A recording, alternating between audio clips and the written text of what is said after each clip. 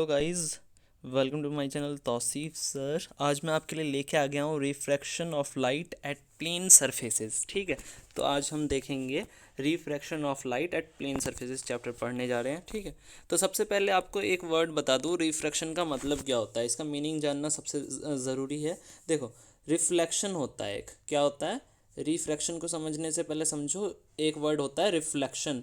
Reflection का मतलब होता है अगर रे ऑफ लाइट किसी ऑब्जेक्ट से टकरा कर वापस हो जाए। ठीक है, मतलब कोई ऑब्जेक्ट है और रे ऑफ लाइट आ रही है, सूरज से रोशनी आ रही है और किसी चीज़ पर टकराती है, इंसिडेंट होती है, गिरती है किसी चीज़ पर और फिर टकरा कर वापस हो जाती है, इसे बोलते हैं रिफ्लेक्शन। यानी कि टकरा कर वापस हो जाना, जैसे कि हम बॉल दीवार पे मारते हैं तो बॉल वापस आ जाती है, तो इसे बोलते हैं रिफ्लेक्शन। ठीक है, तो ये रिफ्लेक्शन होता है। अब रिफ्रैक्शन का मतलब समझते हैं। रिफ्रैक्शन का मतलब होता है, देखिए, अगर मान लीजिए कि रोशनी सूरज से आ रही है, ठीक, या टॉर्च से आ रही है, कहीं से भी रोशनी आ रही है, बल्ब से आ रही है, और ग्लास है, कुछ भी है, कोई चीज़ है, सॉरी, ठीक है, कोई दूसरा ऑब्जेक्ट है, ग्लास वगैरह है, तो उसके अंदर लाइट जो होती है हमारी, उस पर टकराती है, ठीक, उससे टकराती है और कुछ हिस्सा इस लाइट का रिफ्लेक्ट हो जाता है, यानी टकरा कर वापस चला जाता है, और कुछ हिस्सा इस ग्लास के अंदर चला जाता है। क्या करता है, इस ग्लास के अंदर चला जाता है और आर पार हो जाता है। ठीक है, तो इसे बोलते हैं रिफ्रैक्शन, यानी कि लाइट का कुछ हिस्सा ऑब्जेक्ट के अंदर चला जाए, उसे बोलते हैं रिफ्रैक्शन। ठीक है, तो ये रिफ्रैक्शन नॉर्मली क्या होता है, देखो मैं बता दूं कि अगर बाहर से रोशनी आ रही है, ठीक, तो वो क्या होती है, थोड़ी सी मुड़ जाती है अंदर जाके। ठीक, तो इसे कहते हैं, देखो इस तरह से लाइट आ रही है और मुड़ के ऐसी हो गई, तो इसी बोलते हैं रिफ्रैक्शन, यानी कि लाइट का जो डायरेक्शन है वो चेंज हो जाना रिफ्रैक्शन कहलाता है। ठीक है, समझ गए दोस्तों, रिफ्रैक्शन का मतलब क्या है। तो रिफ्रैक्शन ऑफ लाइट, यहाँ पे डेफिनेशन भी ऐसी दे रखी है, the change in direction, direction के पाथ में चेंज आ जाना रिफ्रैक्शन कहलाता है नॉर्मली। ठीक है, बाकी आप यहाँ से देख सकते हैं, refraction of light is essentially a surface phenomena. ठीक है, is caused because of change in speed of light. ठीक है, और ये होता क्यों है, क्योंकि अगर एक ऑब्जेक्ट से दूसरे ऑब्जेक्ट में लाइट जाती है ना, तो उसकी स्पीड चेंज हो जाती है। ठीक है, और इस लाइट की सबसे ज़्यादा स्पीड होती है वैक्यूम, यानी कि एयर में या वैक्यूम में कह लो, दोनों में अप्रॉक्स सेम सेम होती है। वैक्यूम जो होता है, वैक्यूम होता है आउटर स्पेस, यानी अर्थ से बाहर निकलते हैं हम तो उसे वैक्यूम बोलते हैं, आउटर स्पेस को बोला जाता है वैक्यूम। एकदम खाली जगह जहाँ कोई एटमोसफेयर ना हो, तो वहाँ पे इसकी स्पीड जो होती है लाइट की, वो होती है 3 × 10⁸ पर सेकंड। ठीक है, यानी कि अगर इसको देखेंगे हम तो 3 लाख किलोमीटर एक सेकंड में, यानी कि लाइट जो होती है एक सेकंड में 3 लाख किलोमीटर डिस्टेंस कवर कर लेती है। ठीक है, नेक्स्ट पॉइंट पे चलते हैं। सबसे पहले इंपॉर्टेंट पॉइंट्स में आ जाते हैं हम, तो देखते हैं यहाँ पे, सॉरी, इंपॉर्टेंट पॉइंट्स में हम देखते हैं यहाँ पे कि a medium is said to be optically denser if light slows down in it. कोई चीज़ डेंजर तब कहलाती है अगर उसमें लाइट स्लो हो जाए, मतलब अगर लाइट किसी चीज़ के अंदर एंटर कर जाए, ठीक है, रिफ्रैक्ट होके किसी चीज़ के अंदर एंटर कर जाती है। मान लो एयर से लाइट ग्लास के अंदर चली गई और ग्लास में जाते के साथ लाइट की स्पीड अगर स्लो हो गई, तो ग्लास को हम बोलेंगे ऑप्टिकली डेंजर है कंपैरिजन टू एयर, है ना। तो जिस भी ऑब्जेक्ट में लाइट की स्पीड कम हो जाती है उसे डेंजर बोला जाता है, और जिस ऑब्जेक्ट में लाइट की स्पीड जिस मीडियम में ज़्यादा हो जाती है उसे बोलते हैं रेरर। ठीक है, ऑप्टिकली रेरर, डेंजर और रेरर, दो वर्ड याद रखने हैं आपको। Change of medium cause partial reflection and refraction at the boundary of the two media. ठीक है, सॉरी, तो यहाँ पे क्या लिखा है कि change of medium, medium change होने की वजह से क्या होता है, अगर एक जगह से दूसरी जगह लाइट जाती है, एक जगह से दूसरी जगह, एक मीडियम से दूसरी जगह, मतलब मीडियम का मतलब मान लो एक है मीडियम एयर, दूसरा मीडियम है ग्लास। अगर एयर से ग्लास के अंदर लाइट जा रही है तो उसमें क्या होता है, थोड़ा सा रिफ्लेक्शन भी होता है और थोड़ा सा रिफ्रैक्शन भी होता है। समझ गए, चलो इंपॉर्टेंट टर्म्स में देख लेते हैं हम क्या क्या चीज़ें हैं। ठीक, इंपॉर्टेंट टर्म्स में हमारे पास है इंसिडेंट रे। इंसिडेंट रे किसे कहते हैं, जो लाइट दूसरे मीडियम से, फर्स्ट मीडियम से सेकंड मीडियम पे आके गिरती है, जैसे एयर से ग्लास पे गिर रही है जो लाइट, उसे बोलते हैं इंसिडेंट रे। ये डायग्राम में भी आपको शो हो रहा है। ठीक है, रिफ्रैक्टेड रे किसे कहते हैं, जो रे अंदर चली जाती है मुड़ के, उसे बोलते हैं रिफ्रैक्टेड रे, जैसे कि ये है। ठीक है, उसके बाद नॉर्मल क्या होता है इन दोनों के बीच में, इंसिडेंट रे और रिफ्रैक्टेड रे के बीच में बिल्कुल परपेंडिकुलर लाइन बनाते हैं, इमेजिनरी लाइन, उसे बोलते हैं नॉर्मल। ठीक है, उसके बाद एंगल ऑफ इंसिडेंस क्या है? एंगल ऑफ इंसिडेंस की इंसिडेंट रे नॉर्मल के साथ कितने डिग्री का एंगल बना रही है, उसे एंगल ऑफ इंसिडेंस बोलते हैं। एंगल ऑफ रिफ्रैक्शन यानी कि रिफ्रैक्टेड रे नॉर्मल के साथ कितने डिग्री का एंगल बना रही है, उसे बोलते हैं एंगल ऑफ रिफ्रैक्शन। ठीक है, एंगल ऑफ रिफ्रैक्शन, सॉरी ये रहा रिफ्रैक्टेड रे कहाँ है, ये रहा, तो एंगल ऑफ रिफ्रैक्शन ये हो गया। ठीक है, चलिए दोस्तों नेक्स्ट टॉपिक पे चलते हैं। कुछ सैलेंट पॉइंट्स हैं उनको देख लेते हैं। सैलेंट पॉइंट्स क्या क्या हैं? ठीक है, छुपे हुए पॉइंट्स को देख लेते हैं। सॉरी, क्या लिखा है? Whenever light travels from rarer medium to denser medium it bends towards the normal. जब भी कोई भी चीज़, कोई भी लाइट अगर रेरर से डेंसर में जाती है तो लाइट क्या होती है? नॉर्मल की तरफ बैंड हो जाती है। ठीक है, ऐसे अगर लाइट आ रही है, ठीक, और नॉर्मल ये रहा, तो लाइट बैंड कैसे हो जाएगी? सॉरी सॉरी, एक डायग्राम अच्छा सा बनाता हूँ, समझाता हूँ। मान लो ये नॉर्मल है, ठीक है, ये वाली लाइन नॉर्मल है, ठीक, एन लिख देता हूँ, एन से समझ में आ जाएगा। ये मीडियम है, खड़ी हुई लाइन एम है, यानी कि मीडियम। अब लाइट जो है आ रही है यहाँ से, ठीक, और रिफ्रैक्ट ऐसे होना था लेकिन बैंड हो गई ऐसे। ठीक है, यानी कि नॉर्मल की तरफ बैंड हो गई। जाती कैसे? ये इमेजिनरी अगर बनाया तो ऐसे जाती, लेकिन बैंड किधर हो गई? नॉर्मल की तरफ हो गई। तो ये यही चीज़ बोल रहा है कि अगर रेरर मीडियम से कोई लाइट डेंसर में जाएगी तो बैंड हो जाएगी टुवर्ड्स नॉर्मल। ठीक है, यहाँ पे समझ में आ गई बातचीत। What whenever light travels from denser medium to rarer medium it bends away from the normal. लेकिन अगर डेंसर से रेरर में जाएगी तो क्या होगा? देखो, डेंसर से रेरर में जा रही है तो ये इंसिडेंट रे है, और ये क्या होगा? ये नॉर्मल से क्या हो जाएगी? इंसिडेंट रे दूर चली जाएगी। ठीक है, जाना था इसे ऐसे, जा कैसे रही है? ऐसे। एक मिनट और अच्छे से बना दूँ तो समझ में आ जाएगा। देखो, ये हमारा मीडियम हो गया, ये नॉर्मल हो गया, रे ऑफ लाइट ऐसे गिर रही है, ठीक है, इसको जाना था ऐसे और चली जाएगी कैसे? Away from the normal. ठीक है, तो ऐसे बैंड हो जाएगी। तो इसी चीज़ को बोल रहे हैं कि अगर डेंसर से रेरर में जा रही है तो नॉर्मल से दूर चली जाएगी। ठीक है, अच्छा, conditions for no change in direction of ray of refraction. कौन कौन सी कंडीशन है जब रे ऑफ रिफ्रैक्शन में बिल्कुल भी चेंज नहीं आएगा, उसके डायरेक्शन में बिल्कुल भी चेंज नहीं आएगा, सेम इंसिडेंट रे की तरह ही जाएगी? फर्स्ट कंडीशन ये है कि क्या है? When a ray of light passes from one medium to another medium at right angle. ठीक है, दोनों अगर राइट एंगल पे क्या हो? पास हो, ठीक, to the surface separating the two media it does not bend. ठीक है, अगर राइट एंगल पे है, 90 डिग्री के एंगल पे अगर दोनों है, इंसिडेंट रे भी और क्या कहते हैं, रिफ्रैक्टेड रे भी, तो क्या हो सकता है? तब उस कंडीशन में क्या है? बैंड नहीं होगी। ठीक है, उस कंडीशन में दोनों का डायरेक्शन सेम होगा। When the refracted index of medium two. अब दूसरा पॉइंट जो है यहाँ पे कि अब भाई दूसरा पॉइंट ये है कि जब रिफ्रैक्टिव इंडेक्स जो है ना, रिफ्रैक्टिव इंडेक्स फर्स्ट मीडियम का और सेकंड मीडियम का दोनों का सेम होगा, तब भी डायरेक्शन ऑफ लाइट क्या होगी? सेम होगी। डायरेक्शन ऑफ रिफ्रैक्टेड रे और डायरेक्शन ऑफ इंसिडेंट रे दोनों का सेम होगा। ठीक है, समझ गए कहानी? मतलब जैसे आ रही है वैसे ही चली जाएगी। ठीक, जैसे कि मान लो इस तरह से आ रही है, सीधी आ रही है एकदम। कैसी आ रही है? इंसिडेंट रे बिल्कुल सीधी आ रही है एकदम नॉर्मल के साथ। ठीक है, और सीधी ही चली जाएगी। ठीक, ये कब हो सकता है? जब 90 डिग्री का एंगल हो, या फिर क्या हो? दोनों मीडियम का रिफ्रैक्टिव इंडेक्स सेम हो। ठीक है, रिफ्रैक्टिव इंडेक्स दोनों का सेम हो। समझ गए कहानी? अब रिफ्रैक्टिव इंडेक्स किसे कहते हैं पहले ये भी देख लेंगे अभी। ठीक, लेकिन इससे पहले लॉ ऑफ रिफ्रैक्शन के लॉ को पढ़ लेते हैं, क्या क्या लॉ हैं। ठीक है, पहला लॉ ये कहता है द इंसिडेंट रे, नॉर्मल और रिफ्रैक्टेड रे ये तीनों सेम प्लेन पे ही होते हैं। ठीक है, बहुत आसान सी बात है। दूसरा लॉ ये पढ़ लेना कि भाई जो साइन आई होता है अपॉन में साइन आर, इन दोनों का जो रेशो होता है वो कांस्टेंट होता है। ठीक है, साइन आई जो एंगल है, एंगल आई और एंगल आर, एंगल आई मतलब इंसिडेंट एंगल ऑफ इंसिडेंस, और एंगल आर का मतलब क्या है? Angle of refraction. इन दोनों का जो रेशो होता है वो कांस्टेंट होता है। ठीक है, यानी कि एक फिक्स्ड वैल्यू होती है, और इस फिक्स्ड वैल्यू को क्या बोला जाता है? रिफ्रैक्टिव इंडेक्स ही बोला जाता है। ठीक है, अभी पढ़ेंगे रिफ्रैक्टिव इंडेक्स के बारे में।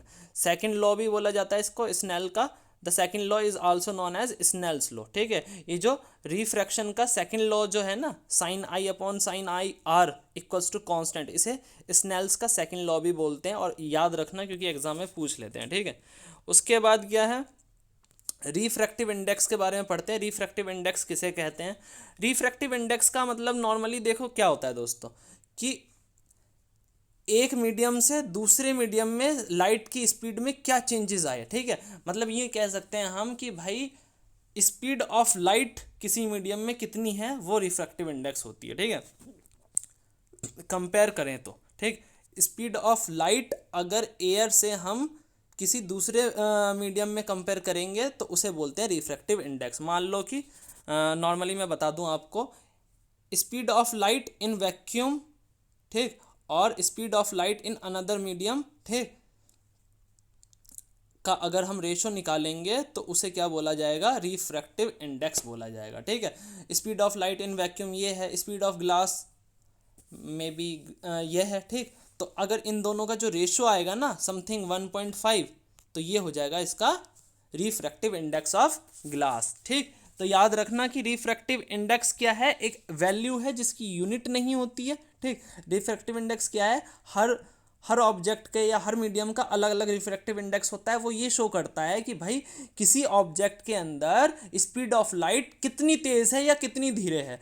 जितना कम रिफ्रैक्टिव इंडेक्स होगा सॉरी, जितना कम रिफ्रैक्टिव इंडेक्स होगा उतनी ज़्यादा स्पीड होगी। यानी कि मिनिमम कितना रिफ्रैक्टिव इंडेक्स है, 1 किस में होता है, वैक्यूम में, वैक्यूम में 1 होता है, और सबसे ज़्यादा वैक्यूम में स्पीड है लाइट की, ठीक।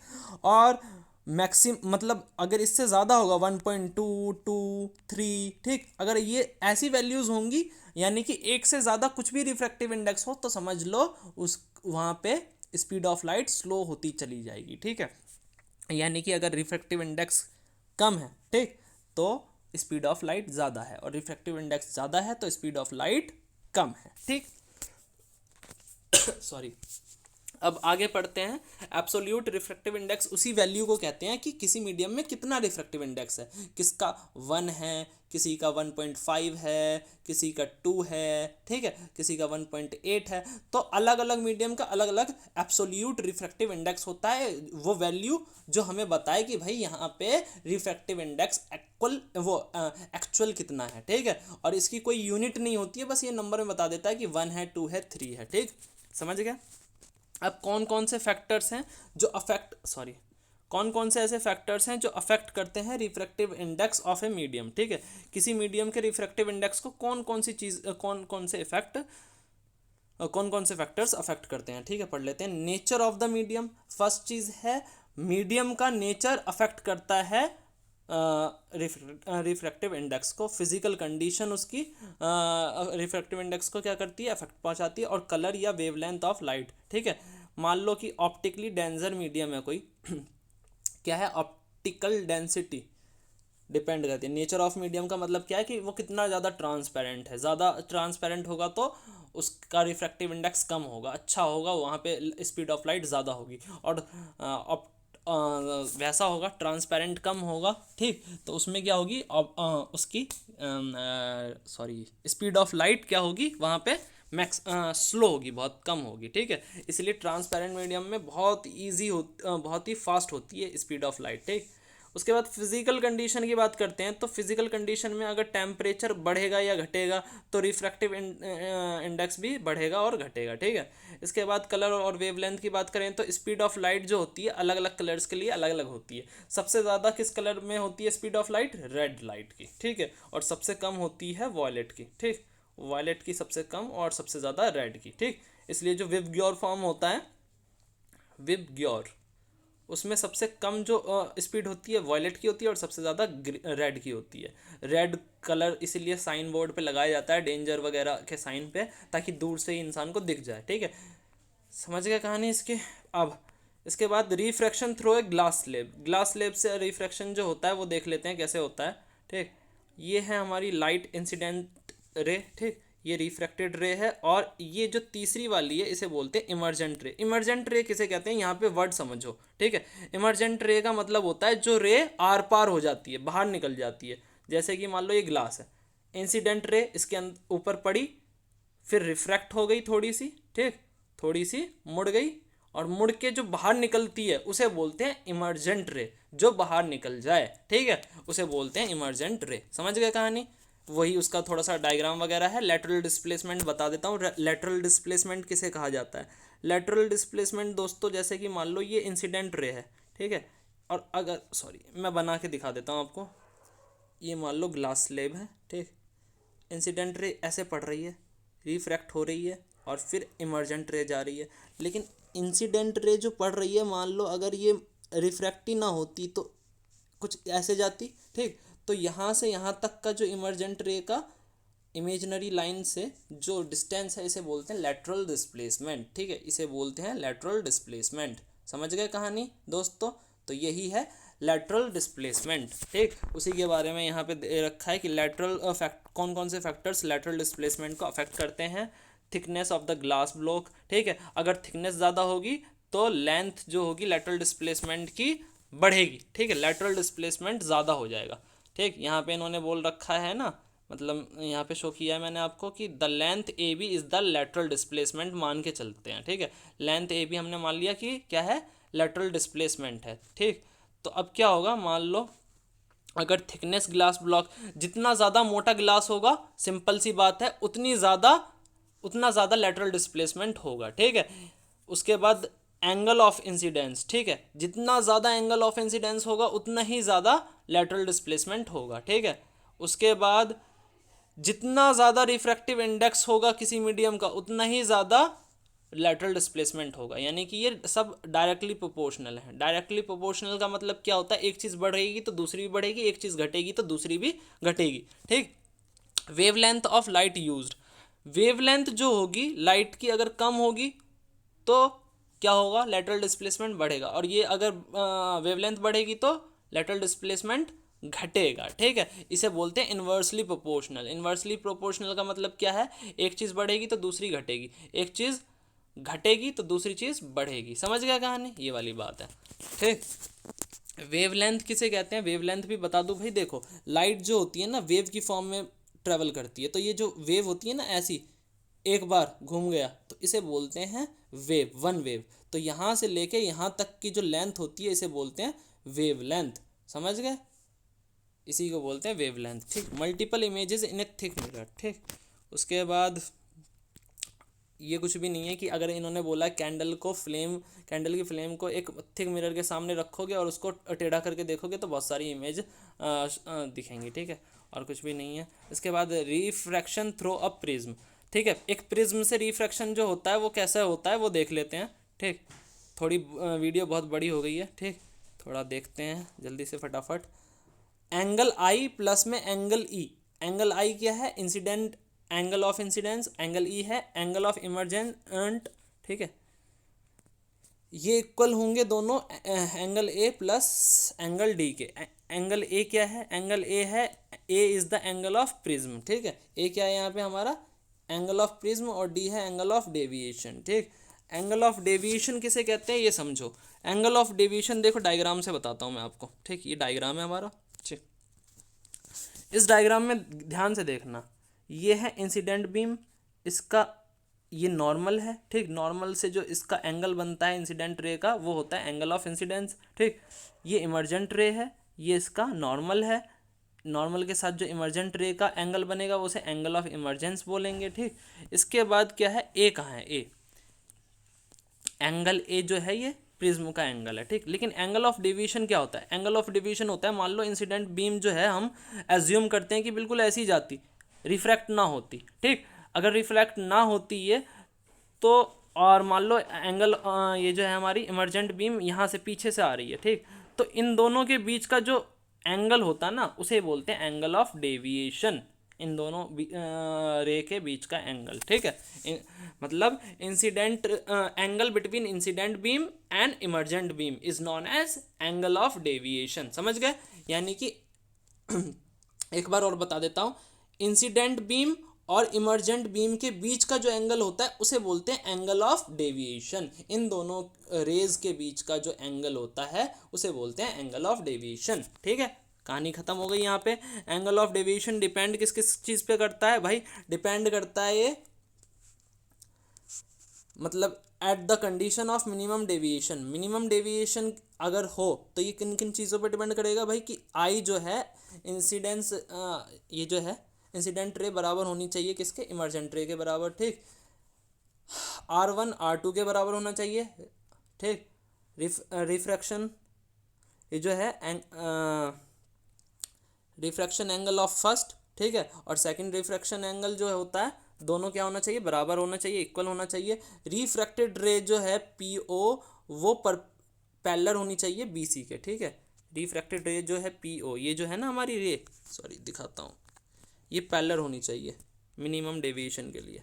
यहाँ पे मिनिमम डेविएशन हो रहा है इस फिगर में, ठीक है, ठीक है। तो ध्यान से देखना यहाँ पे, ये जो PO है इसे हम बोलेंगे P, इसे बोलेंगे O, ये पैरेलल है BC के, ठीक है। तो यहाँ पे मिनिमम डेविएशन फॉर्म हो रहा है, इससे कम डेविएशन फॉर्म नहीं हो सकता, ठीक। इसके बाद बात करते हैं हम factors affecting the angle of deviation.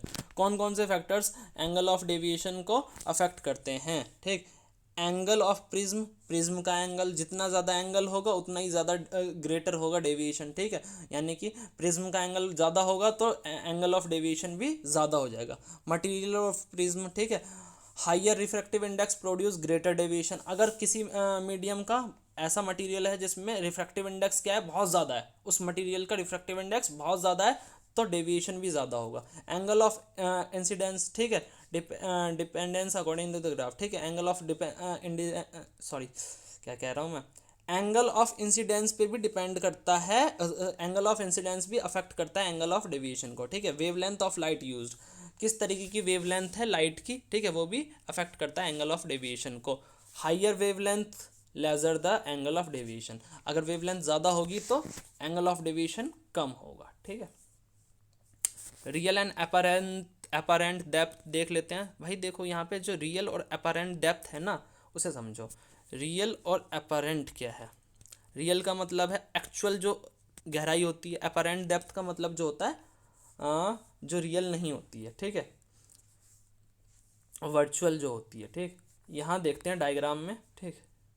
जैसे ये है, हम अगर किसी रेरर मीडियम से हम किसी डेंजर मीडियम में देखते हैं ना, ये डेंजर है, ये रेरर है, ये एयर है, ठीक, और ये वाटर है, ठीक। ये क्या है, वाटर। अगर एयर से वाटर में हम कुछ देखते हैं, बाल्टी में या जग वगैरह में, या पानी कहीं पे भरा हुआ है, वहाँ पे हम कुछ सिक्का विक्का गिरा दें, कॉइन वगैरह गिरा दें, या कुछ भी चीज़ें गिरा दें, पेंसिल वगैरह, तो वो हमें वाटर में ऊपर की तरफ उठी हुई दिखेगी, ठीक है। इसे बोलते हैं अपरेंट डेप्थ, ठीक है। रियल डेप्थ नहीं होती है ये, अपरेंट होती है, वर्चुअल होती है, ठीक है। ये होता है रिफ्रैक्शन की वजह से, ठीक। इस डायग्राम में आपको शो कर रखा है, ठीक। यहाँ पे देखिए इस तरह से दे रखा है कि AO जो है इसकी एक्चुअल है, रियल डेप्थ है, लेकिन शो कहाँ हो रही है ये डेप्थ हमें AI तक, ठीक है, रिफ्रैक्शन की वजह से, ठीक। समझ गए कहानी, तो ये वाली बात है। क्रिटिकल एंगल क्या होता है, क्रिटिकल एंगल समझ लो। क्रिटिकल एंगल उस एंगल को कहते हैं जो मैक्सिमम एंगल ऑफ इंसिडेंस को क्रिटिकल एंगल कहते हैं। मैक्सिमम एंगल ऑफ इंसिडेंस को क्रिटिकल एंगल कहते हैं, जो रिफ्रैक्ट, ठीक है, जहाँ पे रिफ्रैक्शन जो है, रिफ्रैक्टेड रे जो है वो नॉर्मल के साथ 90 डिग्री का एंगल बनाती है, ठीक है। ऐसी कंडीशन की भाई क्रिटिकल एंगल कब फॉर्म होता है, जब कोई रे ऑफ लाइट डेंजर से रेरर की तरफ जाती है। डेंजर से जब रेरर की तरफ जाती है तो भाई जो ये एंगल है ना, एंगल ऑफ इंसिडेंस, जब ये टकराता है बॉर्डर से, डेंजर मीडियम के बॉर्डर से या रेरर मीडियम के बॉर्डर से जब टकराता है, ठीक है, तो इसमें क्या होता है, ये रिफ्रैक्ट हो जाता है 90 डिग्री के एंगल पे। क्या हो जाती है, लाइट 90 डिग्री के एंगल पर रिफ्रैक्ट हो जाती है, और इसी कंडीशन को क्रिटिकल एंगल कहा जाता है, ठीक है। ये जो देख रहे हैं आप, ये क्रिटिकल एंगल है, सॉरी। कौन कौन से फैक्टर्स हैं जो क्रिटिकल एंगल को अफेक्ट करते हैं, कलर ऑफ लाइट, ठीक है, लाइट का कलर क्रिटिकल एंगल को अफेक्ट करता है, और टेम्परेचर, ठीक। क्रिटिकल एंगल इंक्रीजेज इन वेवलेंथ, ठीक है। अगर वेवलेंथ बढ़ेगी लाइट की तो क्रिटिकल एंगल भी बढ़ेगा, ठीक है, और टेम्परेचर बढ़ेगा तो क्रिटिकल एंगल भी बढ़ेगा। दो चीज़ याद रखना, ठीक। टोटल इंटरनल रिफ्रैक्शन की बात करते हैं तो देखो भाई, टोटल इंटरनल रिफ्लेक्शन किसकी वजह से होता है? क्रिटिकल एंगल की वजह से होता है कि अगर जब रे ऑफ लाइट टकराती है, ठीक है, डेंजर मीडियम से रेरर में जाती है जब, ठीक है, याद रखना डेंजर से रेरर, यानी पानी में से लाइट निकल कर कहाँ जाए? अगर एयर में जाए या ग्लास से निकलकर एयर में जाने की कोशिश करे तो क्या होता है? अगर ये एंगल आ गया ना क्रिटिकल एंगल, तो ये टकराती है, रिफ्लेक्ट होती है और वापस अंदर ही की तरफ रिफ्लेक्ट होकर रे ऑफ लाइट चली जाती है, फिर टकराती है, फिर वापस अंदर, फिर टकराती है, वापस अंदर, ऐसे ही ये कंटिन्यूसली होता रहता है। रे ऑफ लाइट बॉर्डर से टकराती है और वापस अंदर की तरफ चली जाती है, तो इसे बोलते हैं टोटल इंटरनल रिफ्लेक्शन। पूरी तरीके से अंदर ही अंदर रिफ्लेक्शन हो रहा है, ठीक है, रे ऑफ लाइट का इंटरनली क्या हो रहा है? टोटल इंटरनल रिफ्लेक्शन, यानी कि 100% लाइट क्या हो रही है? अंदर ही अंदर रिफ्लेक्ट हो रही है, ठीक है, और यहाँ पे एनर्जी का कोई भी लॉस नहीं होता है, ठीक है, सारी लाइट अंदर ही रहती है, ठीक। तो ये वाली बात है मेन, ठीक। तो अब हम डिफरेंस पढ़ लेते हैं टोटल इंटरनल रिफ्लेक्शन और reflection from a plane mirror, ठीक है। कुछ कुछ मेन पॉइंट्स हैं। Light must pass from a denser medium to rarer medium से पास होनी चाहिए, ठीक है, एक डेंजर से रेरर में जानी चाहिए, तभी हो सकता है ये, ठीक। लेकिन यहाँ पे क्या, it takes place when the light is incident on a plane mirror from any medium at any angle of incidence, ठीक है। ये कब हो सकता है? जब भाई इंसिडेंट रेज किसी प्लेन मिरर पर पड़े और किसी भी मीडियम से आकर पड़े, ठीक है, कोई फर्क नहीं पड़ता कि वो रेरर है या डेंजर है, ठीक है। यहाँ पे क्या है, एंटायर लाइट क्या होती है? रिफ्लेक्ट हो जाती है, अंदर ही अंदर रिफ्लेक्ट हो जाती है, जो अभी मैंने बताया आपको। लेकिन यहाँ पे क्या है, प्लेन मिरर पे अगर रिफ्लेक्शन होता है तो only a part of light is reflect, कुछ ही हिस्सा रिफ्लेक्ट होता है, बाकी सारा हिस्सा क्या होता है? एब्जॉर्ब कर लिया जाता है या रिफ्रैक्ट हो जाता है, ठीक है। वो ऑब्जेक्ट उसे प्लेन मिरर एब्जॉर्ब कर लेता है या रिफ्रैक्ट कर देता है, ठीक। अच्छा, टोटल इंटरनल रिफ्लेक्शन में जैसे मैंने बताया आपको, लॉस ऑफ एनर्जी कुछ भी नहीं होता, लेकिन यहाँ पे प्लेन मिरर पर लॉस ऑफ एनर्जी होता है बहुत ज़्यादा, ठीक है। जो यहाँ पे इमेज होती हैं टोटल इंटरनल रिफ्लेक्शन में, ब्राइटर होती हैं और परमानेंट होती हैं, ठीक है, जैसे इसीलिए डायमंड जो होता है टोटल इंटरनल रिफ्लेक्शन की वजह से ही शाइन करता है, ठीक। और प्लेन मिरर पर क्या होती है, इमेज लेस ब्राइट होती हैं, ज़्यादा ब्राइट नहीं होती हैं, और जब हमारा मिरर जो है उसकी जो सिल्वरिंग होती है, पीछे जो सिल्वर चढ़ाई जाती है, ठीक, पेंट टाइप का जो चढ़ाया जाता है, वो अगर ओल्ड या रफ हो जाता है तो मिरर में इमेज भी क्या हो जाती है? बेकार सी लगती हैं, डल सी लगती हैं, ब्राइटनेस उसमें से कम हो जाती है, ठीक। उसके बाद टोटल इंटरनल रिफ्लेक्शन, सॉरी यहाँ पे है टोटल रिफ्लेक्टिंग प्रिज्म। बहुत बड़ी वीडियो हो गई यार, 27 मिनट की। टोटल रिफ्लेक्टिंग प्रिज्म का मतलब क्या है? एक ऐसा प्रिज्म जिसका एक एंगल 90 का हो और दो 45 डिग्री के हों, ठीक है, वो होता है टोटल रिफ्लेक्टिंग प्रिज्म, ठीक। कुछ इस तरीके से दिखा देता हूँ, ये वाला, ठीक, ऐसा। यहाँ पे ये जो एंगल है ये 90 है और ये दोनों 45 डिग्री के हैं, ठीक है। अच्छा, चलते हैं इसी पे, ठीक। इसके बाद it is use for the following 3 purpose, ये 3 पर्पज के लिए होता है। टू डेविएट अ रे ऑफ लाइट थ्रू 90 डिग्री, ठीक है, किसी रे ऑफ लाइट को डेविएट करने के लिए 90 डिग्री पे या फिर 180 डिग्री पे डेविएट करने के लिए, ठीक है, या फिर हम कह सकते हैं किसी इन्वर्टेड इमेज को इरेक्ट करने के लिए, सीधा करने के लिए यूज़ होती है, ठीक है। उसके बाद total internal reflection in other prism, ठीक है, ये कुछ दे रखे हैं, मेन पॉइंट्स पढ़ लेना, ठीक। ज़्यादा देर हो जाएगी नहीं तो वीडियो अगर ज़्यादा लंबा खींचूंगा तो, ठीक। उसके बाद यहाँ पे use of total internal reflecting prism, ठीक है, टोटल इंटरनल रिफ्लेक्टिंग प्रिज्म का यूज़ कहाँ होता है ये देख लेते हैं, ठीक। इसका यूज़ होता है पेरिस्कोप वगैरह में। पेरिस्कोप वगैरह जो पुराने ज़माने में आता था ना, क्या कहते हैं, आपको नॉर्मली अभी करंट के हिसाब से बता देता हूँ, जो सबमरीन वगैरह में होती है, ऊपर की तरफ लगा होती है, दूरबीन सा लगा हुआ होता है और अंदर से सबमरीन के अंदर से झांक कर देखता है, ठीक है, एक बंदा जो होता है अंदर देखता है उस शीशे में, और बाहर का जितना भी नज़ारा होता है सब दिख रहा होता है कि दुश्मन कोई है तो नहीं आसपास, ठीक है, ऐसा पाइप सा होता है सबमरीन में ऊपर की तरफ, ठीक है, उसी को भी पेरिस्कोप कह सकते हैं, ठीक है। 90 डिग्री के एंगल में यहाँ पे यूज़ होता है। उसके बाद, ठीक है, it is use in place of plane mirror to deviate the light ray, ठीक है, किसी लाइट रे को 90 डिग्री में डेविएट करने के लिए यूज़ होता है पेरिस्कोप में, और 1 मिनट, और 180 डिग्री में डेविएट करने के लिए यूज़ होता है बाइनोक्यूलर या फिर कैमरा में, ठीक है, कैमरा वगैरह में या बाइनोक्यूलर वगैरह जो वो होता है, क्या कहते हैं, बच्चों के हाथ में नहीं होता है माइक्रोस्कोप की तरह कुछ कोई भी वर्ड्स को जो बड़ा करके शो करता है, ठीक, उसको बाइनोक्यूलर कहते हैं, ठीक है। इस शेप में होता है, बच्चे खेलते भी हैं उससे, ठीक, जियोमेट्री बॉक्स में वगैरह में निकलता है जो, ठीक। उसके बाद क्या है, some consequences of total internal reflection, ठीक। कुछ इसके परिणाम जो होते हैं टोटल इंटरनल रिफ्लेक्शन के, वो क्या होते हैं, अगर एक क्रैक ग्लास है, वेजल है, वो शाइन करता है मिरर की तरह, शीशे की तरह। डायमंड के कुछ जो पीस होते हैं, जो डायमंड के पीसेस होते हैं, वो हमें बहुत ज़्यादा अलग अलग डायरेक्शन से चमकते हुए नज़र आते हैं, ठीक है। हर डायरेक्शन से अगर देखेंगे तो शाइन करता है डायमंड। और जो मिरेज का फेनोमेना होता है डेजर्ट में, कि ऐसा लगता है कि भाई दूर से दिखता है कि पानी है आगे जाकर, लेकिन पास जाते हैं तो वो लगता है कि वहम था, पानी नहीं है यहाँ पे, ठीक। तो ये सब चीज़ें होती हैं किसकी वजह से, टोटल इंटरनल रिफ्लेक्शन की वजह से। चलिए दोस्तों, थैंक्स।